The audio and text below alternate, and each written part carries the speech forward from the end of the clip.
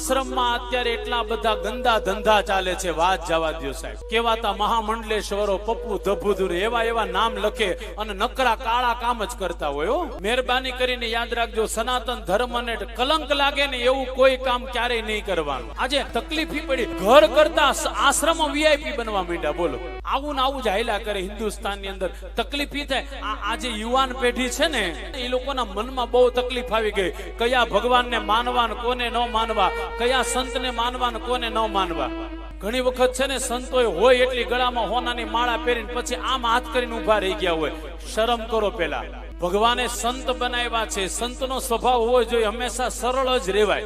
આજે આશ્રમના નામે કેવલ ને કેવલ ગોરખ ધંધા જ ચાલુ છે. બસ જ્યાં જોવો ત્યાં. પછી પોલીસ વાળાને બોલાવવા પડે ને પછી ન થવા. સનાતન ધર્મને અત્યારે ભયંકર કલંક લાગે છે સાહેબ. કેવાતા ધર્મના ઠેકેદારો પણ ઈ જ ધર્મને કલંક લગાડે છે.